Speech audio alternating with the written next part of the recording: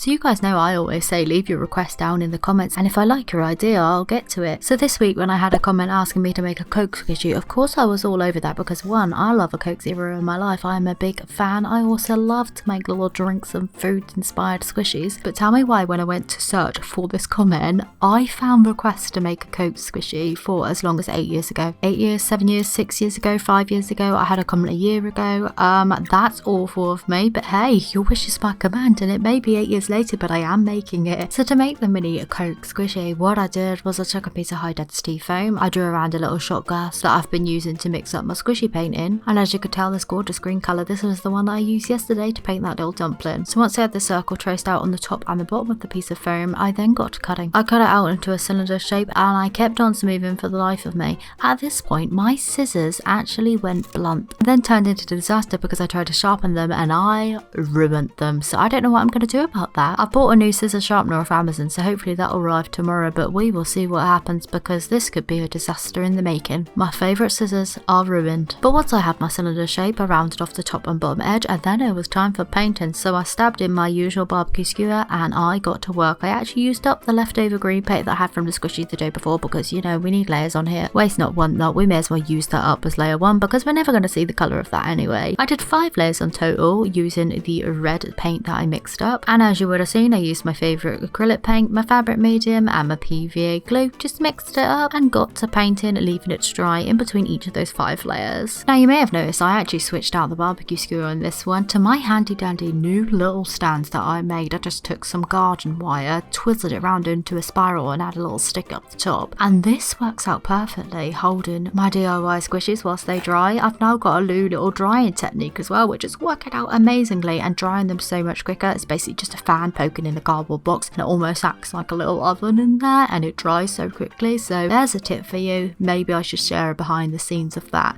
It's not very pretty, but if you want to see it, I'm happy to share. Anyway, moving on to the details for the mini can though, I painted the top in a metallic-y colour. I used straight up True Lips Slick in a metallic shade. It worked out perfectly. 3 layers of that. I had the most gorgeous little silver coating. We'd usually mix up my own, but I didn't have any silver acrylic and I already had this, so it was perfect. I then painted on some details to the front of the Coke, aka added a little white detail down the side, added the word cola and a cute little face to it. With my fabric paint, I then did some 3D details by making the little pull on the top and then just a circle around it. I then left this to dry overnight because I didn't want to rush the drying of this. I wanted it still to remain quite 3D, and that was it. Okay, real-time review now. I've left it overnight as well so that that 3D bit could dry. It did dry down a little bit, so before I went to sleep last night I put another layer on there and now that is dry on there. Can you see?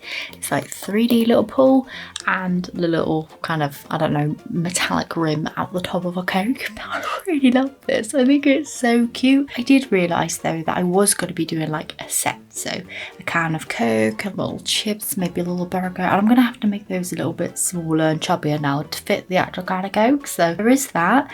Squishiness wise, we've not got any movement because for once I did cover up the hole and it's not just at the bottom. So let me find a needle. This one will do. Let's get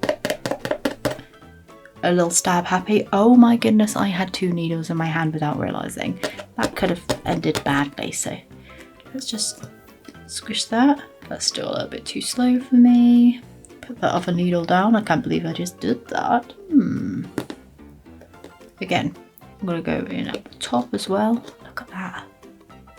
Very, very slow.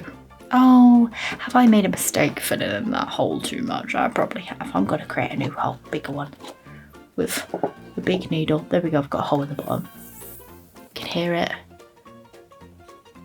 Ah, it's better. I like that.